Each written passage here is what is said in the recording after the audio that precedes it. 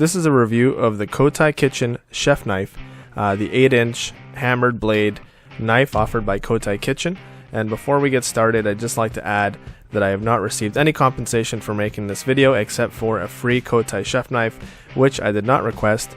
They sent me, and so I tested it out for a few months, and here is my honest feedback and review about this knife. Alright, so I compared this knife with two of my other knives that I really like to use, my Shun professional chef knife and my Gunter Wilhelm 10-inch chef knife. Now, I'll tell you what I like about these two knives and what I don't like. We'll start with the Shun. The Shun was really expensive. It was very pretty to look at. And I guess the major difference is when you buy a Shun versus like a German steel sort of blade.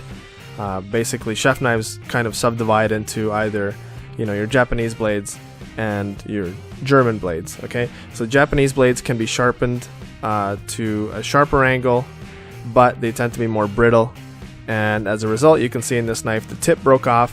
That was within the first week that I had that knife, and so I don't like the Shun because although it's really sharp, it's really not useful for a professional chef, and so that's why it's been sitting in my box as a $250 paperweight ever since. Now, the Gunter Wilhelm has been my favorite knife for several years. You can drop it, you can do anything you want to it. It holds an edge really well because of that 440C steel that it's made of. And it's just a really great knife. You're never going to get it as sharp as a Japanese blade, but it's definitely sharp enough. So how does the Kotai Kitchen 8-inch hammered blade compare to these two knives?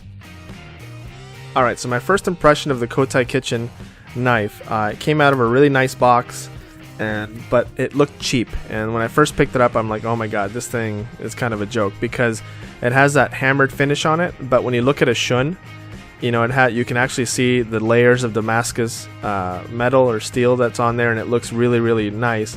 But then on the Kotai Kitchen knife, it looks like it's almost been, I don't know how to describe it.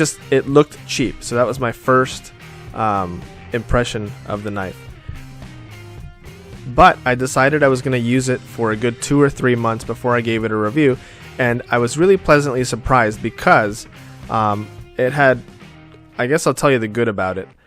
What I liked about the Kotai Kitchen knife is that it holds an edge really, really well. Okay, it's very light, it feels very comfortable on the hand, and it sort of has the strength of German steel with the edge of a Japanese knife because the blade is actually thinner than my Gunter Wilhelm knife.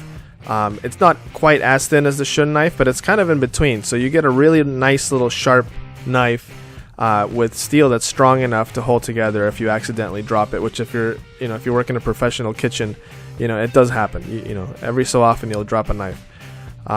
So I did like it a lot, and as I used it, the more and more I used it, I've actually it's grown on me. I use it all the time now. It's very comfortable. I love the wood on the handle. It's just a very good knife, and I was really, you can't judge a book by its cover, because if I seen it at the store, I would not have bought it just by looks, but after using it, I would definitely recommend this little knife. It definitely holds an edge, and it's sharp enough to do fine cutting. It's good for boning. It's a good all-around knife. It's not quite sharp enough to do like sushi or sashimi with it, but it's not supposed to be. It's not a sushi knife. So this is a quick video review, and I just wanted to let you guys know that you should really check this knife out. I think the retail is around $80, and it is definitely a contender, and I don't think you'll be sorry if you use it.